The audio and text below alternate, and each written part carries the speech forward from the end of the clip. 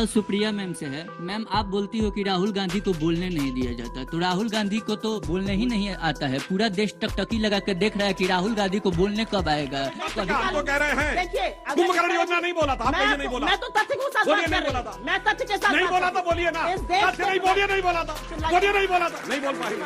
आप बदतमीजी से उतर आए। जिनका टिक्कू पे क्यों नहीं बोले, जिसका बलात्कार करके काट दिया गया आरे से। ये बताइए, सुनिए, कश्मीर में अच्छा जो आज बिल्किस बानो के लोग आजादी की लड़ाई लड़के आए हैं, जो उनको आप माला पहनाते हैं, क्या बात करते हैं आप? आपके एमएलए कहते हैं, आपके एमएलए कहते हैं वो संस्कारी है, क्या बात करते हैं आप? मैम, आप बोलती हो कि राहुल गांधी को बोलने नहीं दिया जाता, तो राहुल गांधी को तो बोलने ही नहीं आता है। पूरा देश, बात तो सही है। पूरा देश टकटकी लगा कर देख रहा है कि राहुल गांधी को बोलने कब आएगा। कभी आलू से सोना निकाल देते हैं, तो कभी पूरा मोदी समाज को टारगेट करके अपना सदस्यता गंवा बैठते हैं। उनको कब बोलने? बहुत बढ़िया सवाल किया है तुमने, और जिस व्हाट्सएप यूनिवर्सिटी को पढ़ के आए उस पर भी तुम्हें ज्ञान बताती हूँ। नीरव मोदी, ललित मोदी और नरेंद्र मोदी पर आक्षेप था। न नीरव मोदी ओबीसी है, न ललित मोदी ओबीसी है।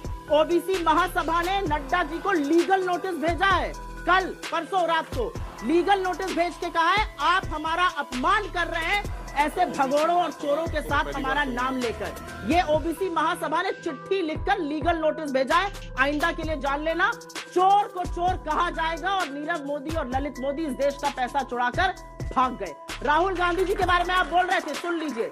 ये जो आलू सोना वाला बयान तुमने व्हाट्सएप पर देखा ना, वो इनके सहकर्मी की काबिलियत थी। और सुन लीजिए क्या था वो बयान, मोदी जी ने दिया था।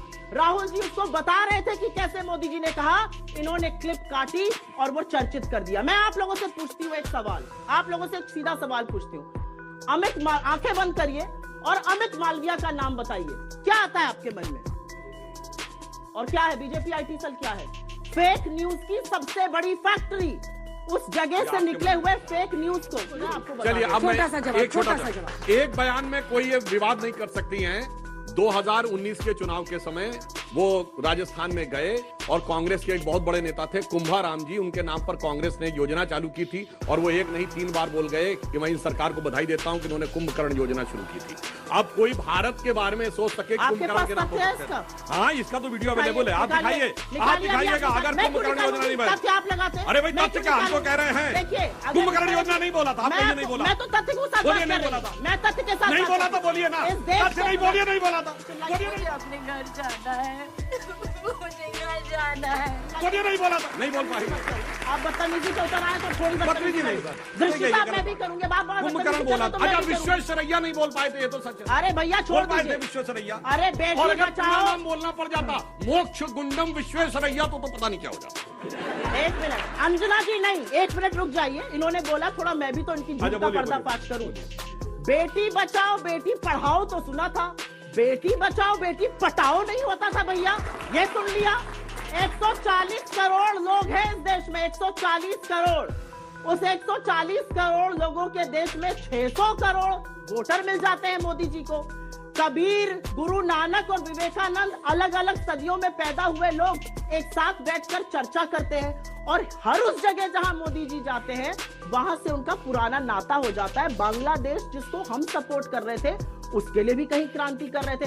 तो झूठ की दुकान आपकी है, झूठ का पुलिंदा आप रखते हैं, फेक न्यूज की फैक्ट्री आप चलाते हैं। आपके लोग फेक न्यूज के लिए जाने जाते हैं। मुझे इस तरह की बातें मत बताइए। अच्छा, ये इतने बड़े सच्चे हैं, बचाओ बेटी पढ़ाओ, बेटी बचाओ बेटी पढ़ाओ, बड़ी बात कर दी भाई। ये इतने बड़े सच्चे हैं, ये कहते हैं ठंड है नहीं। ये तो तुम सोच रहे हो, इसलिए इतना सच्चा देख देख के गच्चा खा रहे हैं भाई। आप तो इतने सच्चे की ठंड है नहीं, लोगों की उम्र बढ़ रही है इसलिए ठंडक लग रही है। बादल आ गए तो रडार देख नहीं पाएगा। ये ऐसे ऐसे उम्र तो राहुल गांधी के 50 के ऊपर हो गई भाई, युवा है। तथ्यों के मालिक है भैया। मोदी जी कहते हैं बादल आ गए तो रडार नहीं देख पाएगा। और क्या आप लोगों को ठंडक नहीं लग रही है, उम्र बढ़ रही है। आप, ये मेरे नहीं शब्द है, ये आपके आका के ही हैं। Just for your information. आका आप क्या होते हैं? एक सेकंड।